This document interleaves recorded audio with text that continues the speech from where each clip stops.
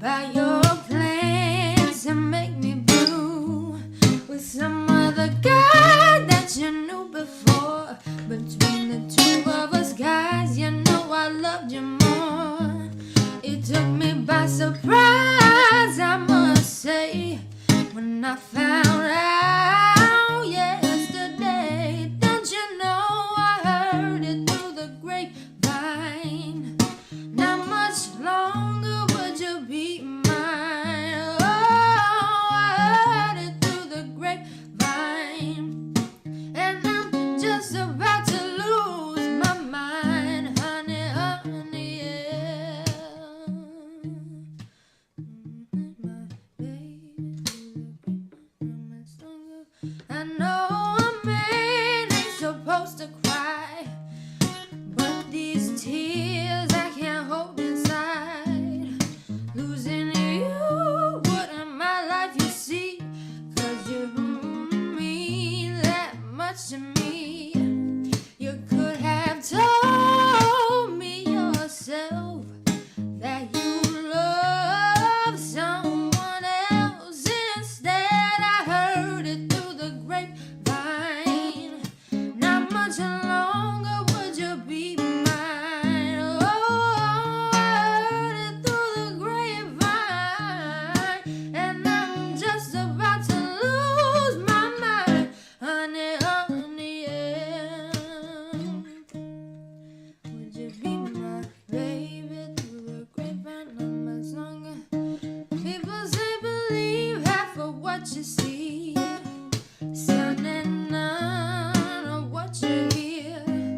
But I can't help but be confused. If it's true, please tell me, dear.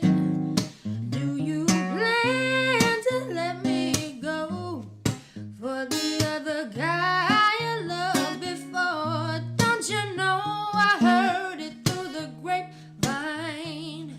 Not much longer would you be mine. Oh yeah, I heard it through the grapevine, and I'm just about to lose my mind, honey, honey,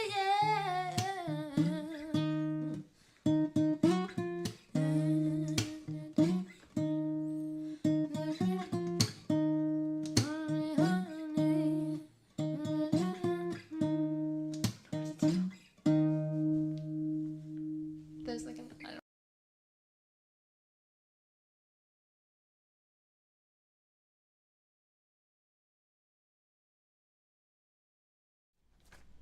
Welcome, everyone, to the Kuhl Sheriff Show. My name is Andy Kuhl, the Republican nominee for Baltimore County Sheriff. I appreciate everyone's support up until this point. It's been an amazing ride, and I think it's just going to get better from here.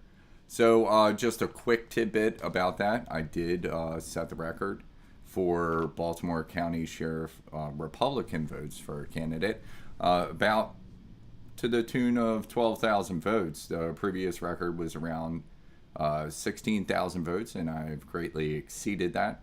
That shows me a lot of things. It shows me people that want to get involved, people that are paying attention now to our political system or lack thereof. And it's very important that we have to focus and hone in on these things. So thank you all for your support. And we're going to need continued support for all the constitutional candidates out there. Right now, I'm wearing the full armor of God. Thank you, Christina, for making me this shirt. Absolutely amazing. And I feel like I wear the armor of God, especially when we're fighting these true evils. So we got to clear the air on some rumors that have been going around about either myself and or John McGreevy, who was arrested on July 15th of this year. So I'm a truth and facts guy. I want to let you know all about the truth and facts. And I also want to keep everything tuned right into you, the American people, the people of Baltimore County, the people all over the state of Maryland, anyone in the world. Because, you know, there's very important things that happen behind the scenes. People don't get it first. And I want to convey these messages, these truth and facts to you, so you guys can be in the loop. There's a lot of stuff that is happening with John's arrest on July 15th of this year. He was charged with false statements to a law officer in Maryland law. That is Title 9, Section 501, if you want to look it up. And also he was charged with false statements to a state official, which is Title 9, 503. So this is really projection from Harford County Sheriff's Office, and it's really going to end up, and I would hope so, and I'm going to pray so, in utter embarrassment for that entire department. John and I brought all of this to the Chief Law Enforcement Officer, Jeff Gaylor's attention as early as December of last year, 2021. And I'm going to play a bit of documentation later to let you know how long this has been involved. And I really want you guys to hear out what I'm actually going to explain in a moment. So these were, like I said, projection. It's false statements in a charging document. An officer who wrote this document, he is the one who is projecting. He's making the false statements and blaming it on someone else. I explained this in a social media post in Facebook, and I think I put it on my Telegram as well. What this is, it's a political smear, but it's really has a special term, and that's called wrap-up smear campaign. So a wrap-up smear campaign, in short, is really just closing an investigation and blaming somebody else. So there needs to be no further information collected or corroborated or anything like that. So interesting song choice for the beginning, right? So that's I Heard Through the Grapevine. So grapevines are very notorious, and I guess that's why that song was made. So they can stretch on for pretty much endless. So everybody picks from the grapes, though, and when you pick from the grapes, you have conversations. So anybody can grow grapes, right? And you can have these conversations with anybody. So I'll explain what I mean about the grapevine in a moment. So after John was arrested on July 15th of this year, heard through the grapevine that my arrest was ordered as well. And I just kind of taken back for a moment and said, wait a minute, how could my arrest be ordered? Like, I didn't do anything wrong. I talked to a couple of officials, a official, and some law enforcement, and we just brought some information to them. So when you're bringing third-party information to a law enforcement agency, that is their duty to act, and I'm unpaid. Nobody's paying me to do this. I chose to do it on my own volition. That's voluntary. And being a confidential informant, your name's really not supposed to be spoken.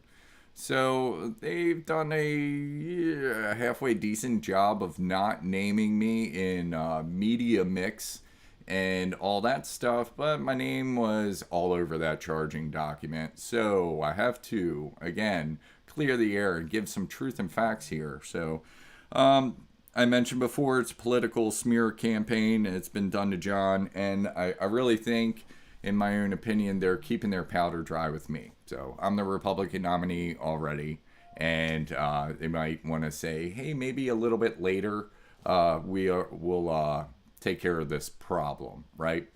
So we'll explore that in a bit as well. And I just want to inform you guys that my chat is broken. I keep hitting the refresh button, but I don't know, someone or something, maybe it's just my computer, doesn't want us to communicate via the chat tonight. So thank you again all for coming out here on short order. But you will be able to catch this video on my YouTube, my Facebook Live, and my Twitch as well for a limited time on Twitch. And I have a copy because, I like to keep documentation. So why are we here? Today, on July 30th, I filed a complaint with a new organization. It's the Harford County Police Accountability Board. So this is a really new organization. I mean, through the Maryland General Assembly, this was enacted And now this is a real committee. It's called a charging committee. And I want to read you just what they have on their website initially, and you can file a complaint on there against law enforcement that may be derelicting their duties or even doing the wrong thing. So, yeah, let me bring that up and read it to you real quick. But I said before, this was enacted on July 1st. So, yeah, let's hope this new organization eats this information up and we'll give them something juicy to start with. This is pretty damning stuff that's going on here throughout this organization known as the Harford County Sheriff's Office. So on their website, you can look this up on Harford County, Maryland, or harfordcountymd.gov, and or just Google Police Accountability Board for Charging Committee of Harford County. So, Police Accountability Board Charging Committee establishment of the Harford County Police Accountability Board was required by the Maryland Police Accountability Act of 2021 and codified into local law by the County Council. Beginning on July 1st, 2022, the Police Accountability Board will receive citizens' complaints of police misconduct and forward them to the appropriate law enforcement agency. When an investigation is complete, the Administrative Charging Committee will decide whether disciplinary action is warranted and offer discipline in accordance with state-mandated matrix. You can click here to fill out the complaint form. If you don't have a computer, require a paper form, please request one by writing to Harford County Government, Citizens Affairs, 220 South Main Street, Bel Air, Maryland, 21014. So, quick thing about that, it's saying it's forwarding it to the appropriate agency. So every sheriff's department has their own internal affairs, so it'll be interesting to see how this goes with this developing investigation, if anything happens at all. But I'm going to read a copy of my complaint that I made today to that Harford County Police Accountability Board, and we'll see where it goes from here, because it's not my job to appeal to them, it's my job to appeal to the people. So again, I'm a truth and facts guy. I'm going to lay it all out there and let you guys decide. So without further ado, I will bring up my complaint here, and we're going to run through this. We'll see if they actually investigate this, and I hope they do, because the people are the ones who are in charge of everything, right? So here it is. Hopefully you guys can see it, and I can't get any response because my chat is broken. So I want to keep this show pretty short and sweet so it's digestible for everyone. So here we go. Official complaint of Andy Kuhl against Sheriff Jeff Gaylor and certain officers and deputies of the Harford County Sheriff's Office. My name is Andy Kuhl, resident of Baltimore County, Maryland. On July 7, 2022, I attended the meeting at the Harford County Sheriff's Office located at 1305 Pulaski Highway, Joppa, Maryland. History both as a witness and a third-party complainant, to make an outcry regarding crimes against children. Dr. John McGreevy had been working undercover as an unpaid informant at an adult business, The Mistress, located at 3011 Pulaski Highway, Edgewood, Maryland, for approximately 2 years. McGreevy has a history of working as a confidential informant with the DOJ, Department of Justice, and other federal and state agencies. He had verified information about a major drug trafficking network that was operating out of these adult store locations and others. In addition, during the course of the narcotics investigation, McGreevy discovered the electronic video booths were live streaming child pornography. Dr. McGreevy entrusted me with this information to help get it to the correct authorities. In December of 2021, I arranged a meeting with Eric Roby, the chief aide of Sheriff Gaylor, on December 29th, 2021, to include McGreevy, Gaylor, Roby, and myself. And here I'm going to interject and play a voicemail from Eric Roby on December 29th of 2021. So I have to cut the end off because I don't want to put his phone number out there. But here we go.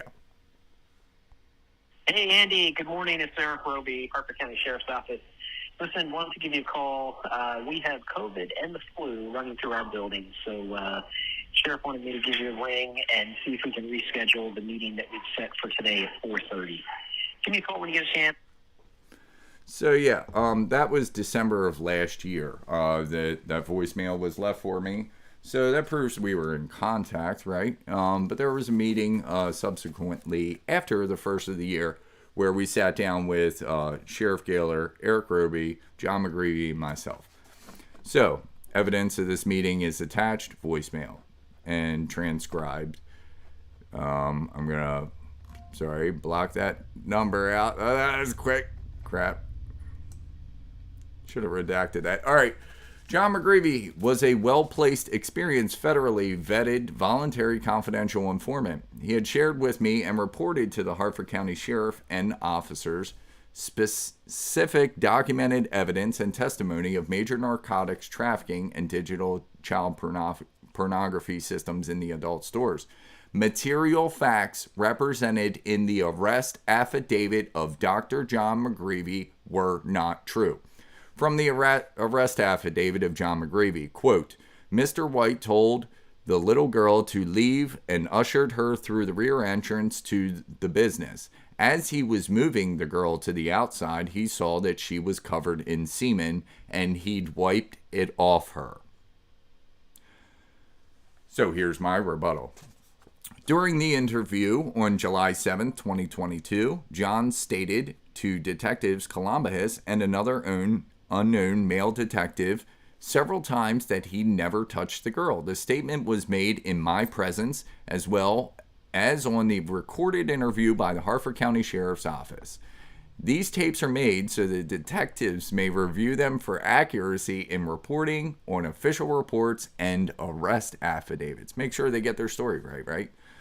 So the detective repeatedly asked John in my presence approximately 6 times if he helped the girl and got her out of the store. John consistently responded that he never touched the girl, to the point where John asked why the detectives kept trying to get him to say that he touched the girl.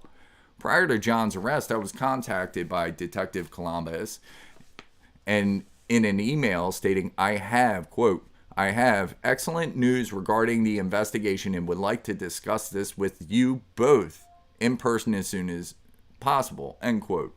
So, if there's an open investigation, they actually said this in the interview that I was present at as well. We don't have to share the information in an open investigation. You know, that could compromise the integrity of an investigation. So we're not going to share the details with you because, I want to know what's going on. Is somebody actually doing something? I then received information that officer may be trying to issue a warrant for my arrest as well.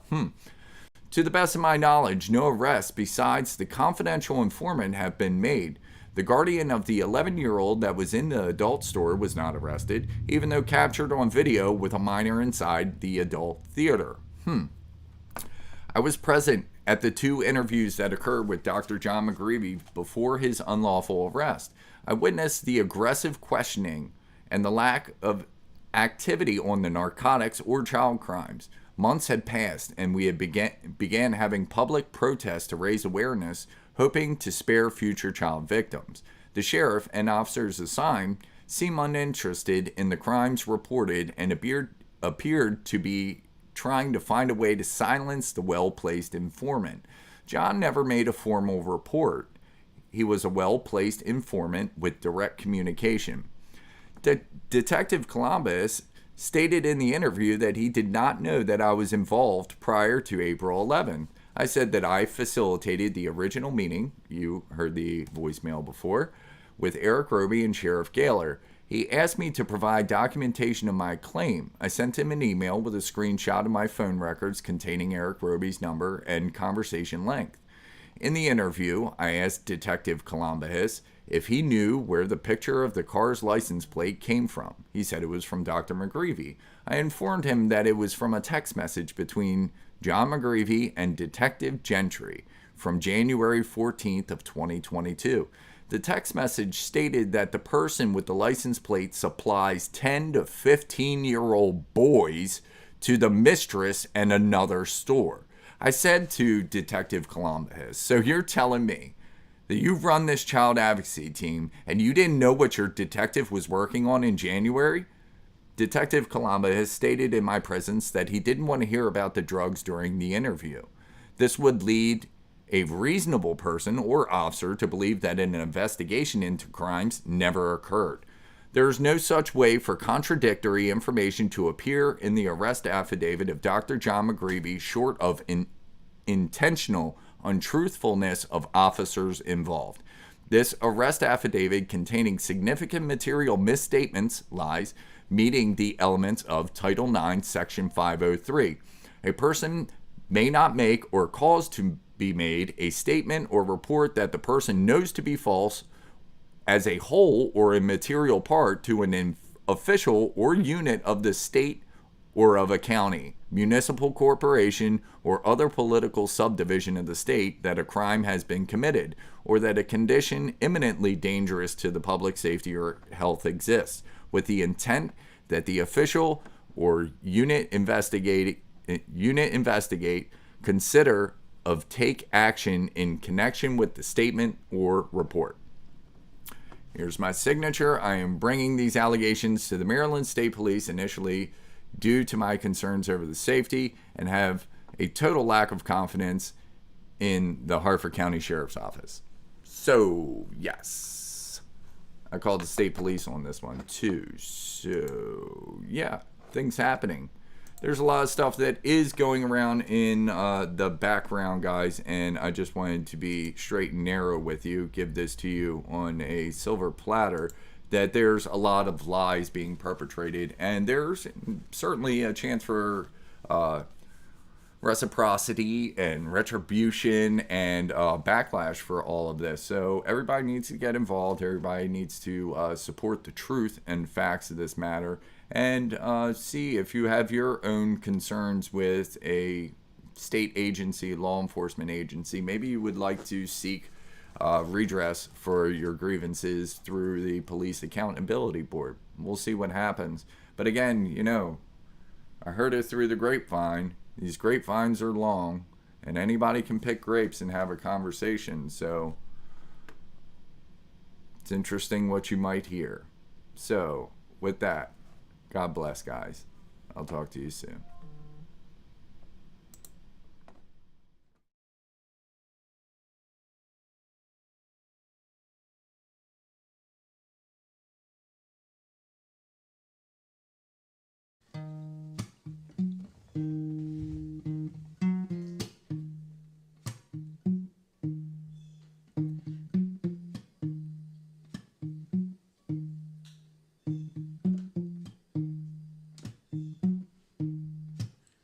I bet you're